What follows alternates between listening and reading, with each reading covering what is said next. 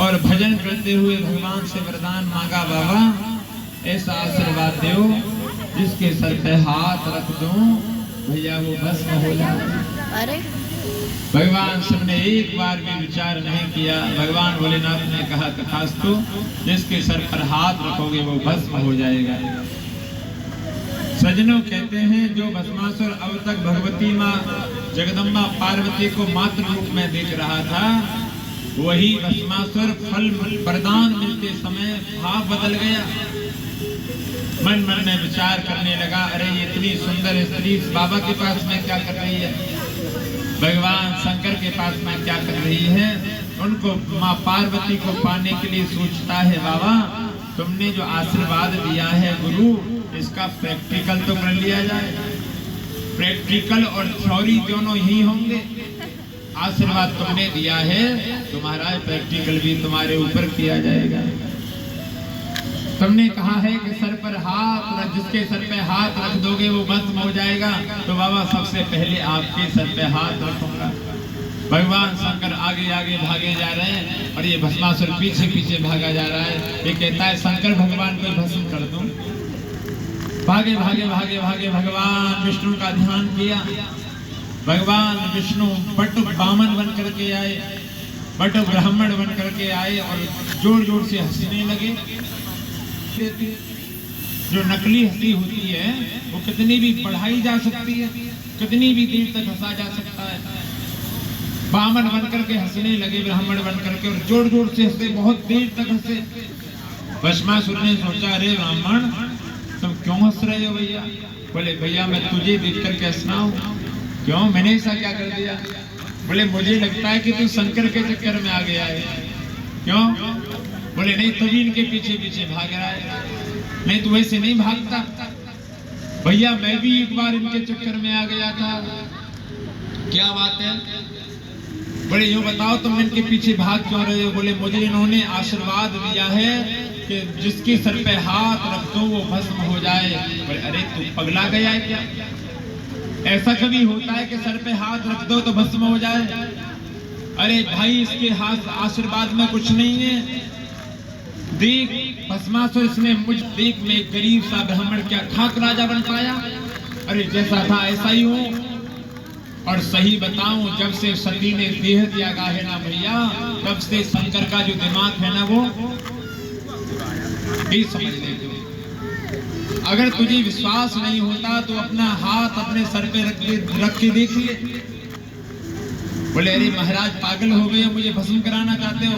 बोले सुन, अगर तेरे हाथ में भस्म करने की सामर्थ्य होगी तो अग्नि तो होगी, अग्नि होगी तो महाराज दाहकता होगी, क्योंकि पृथ्वी में गुण होता है तत्र गंधवती पृथ्वी। जैसे गंध का गुण पृथ्वी में होता है, ऐसे ही दाहकता का गुण अग्नि में होता है। अगर भस्मासुर तेरे हाथ में भस्म करने की सामर्थ्य होगी तो दाहकता तो होगी। तू पहले अपना हाथ एक साथ मत रखे भैया, पहले अपना हाथ ऊपर करके देख वगैरह है कि नहीं है। सज्जनों कहते हैं भस्मासुर ने हाथ ऊपर किया, बोले देख खोपड़ी गर्म हुई कि नहीं हुई? बोले नहीं गर्म नहीं हुई। बोले थोड़ा नीचे ला, एक साथ मत लियो, धीरे धीरे लाना, जैसे जैसे मैं कहता जाऊं ऐसे ऐसे करता जाइए। कहते हैं जैसे ही उसने थोड़ा और नीचे किया, बोले देख तेरी खोपड़ी गर्म हुई नहीं हुई? बोले और थोड़ा नीचे ला, देख गर्म हुई नहीं हुई? बोले नहीं हुई। बोले बेटा मैंने कहा था ना, इस शंकर के महाराज आशीर्वाद में कुछ नहीं है, रख ले अपने ऊपर। और जैसे ही भस्मासुर ने हाथ रखा वो स्वयं मिल करके नष्ट हो गया। बोले शंकर भगवान की जय। शंकर तेरी जटा में बहती है गंगाधारा, शंकर तेरी जटा में बहती है गंगाधारा, शंकर तेरी जटा में, शंकर तेरी जटा में बहती है गंगाधारा, शंकर तेरी जटा में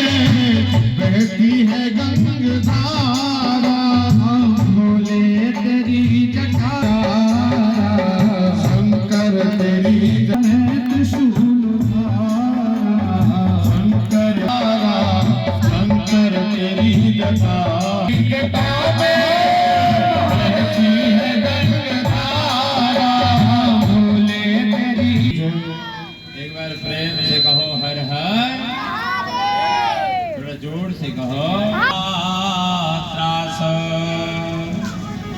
विध्वंस करमुत्तमम् शिवं पुराण परमं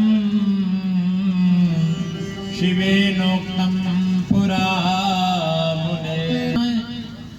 महाराज इस कलयुग में काल रूपी व्याल से बचना है तो केवल व केवल भगवान शंकर ही बचा सकते हैं। कलयुग के दोषों से केवल शिव पुराण श्रवण से बचा जा सकता है। महाराज कलयुग रूप में काल रूपी व्याल के भय से अगर कोई मुक्ति दे सकता है तो वो है शिव पुराण।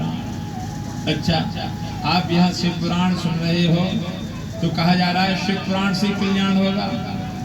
जब आपने भागवत सुनी होगी तो भागवत में भी सुना होगा कि काल व्याल मुख ग्रासत राश निर्णा सहेतवे श्रीमद् भागवतम शास्त्रम कलो कीरेण वासुतम। अरे भैया, या कलयुग से तो केवल भागवत ही बचा सकती है। आप राम कथा में भी आपको यही मिलेगा कि इन कलयुग के दोषों से तो केवल रामायण बचा सकती है। आप जब देवी भागवत सुनोगे तो आपको देवी